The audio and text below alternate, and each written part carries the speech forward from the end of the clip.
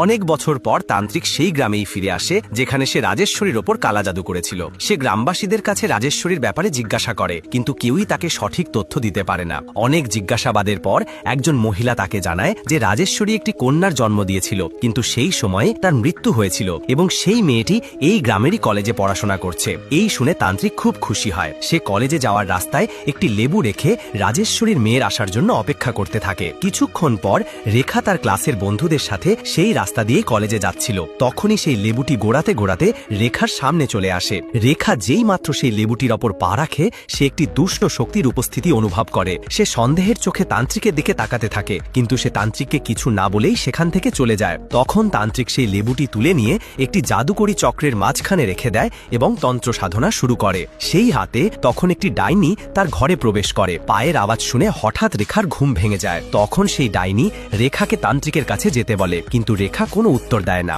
এরপর ডাইনিটি তার চুল ধরে তাকে নিজের সাথে নিয়ে যেতে শুরু করে। নিজের প্রাণ বাঁচানোর জন্য রেখা বিছানার নিচে রাখা সুরক্ষা চক্রটি ধরে ফেলে, যার ফলে ডাইনিটা সেখান থেকে উধাও হয়ে যায়। এই ঘটনায় রেখা খুব ভয় পেয়ে গিয়েছিল। পরের দিন সকালে সে একজন মৌলানার কাছে যায় এবং তাকে সব ঘটনা খুলে বলে। মৌলানা যখন তার কপালে হাত রাখেন, তখন তিনি সবকিছু জানতে পারেন। তিনি রেখাকে বলেন, তোমার ওপর কেউ কালা জাদু চেষ্টা করেছে, আমাকে শীঘ্রই এর প্রতিকার করতে হবে। তিনি রেখাকে ভেতরে আসতে বলেন এবং তারপর প্রতিকারের প্রক্রিয়া শুরু করে দেন, যার ফলে তান্ত্রিকের সাধনা ভঙ্গ হয়ে যায়। সেই রাতে যখন মৌলবী শ্মশানের পথ দিয়ে নিজের বাড়ি ফিরছিলেন, তখনই রাস্তায় তিনি কারো হাসির আওয়াজ শুনতে পান। ভয়ে তিনি এদিক ওদিক তাকাতে থাকেন। তখনই হঠাৎ তিনি সেখানে একজন মহিলাকে দেখতে পান, কিন্তু সেই মহিলার মুখ তার 2 হাত দিয়ে ঢাকা ছিল। তাই তিনি মহিলাটিকে কাছ থেকে দেখার জন্য এগিয়ে যান।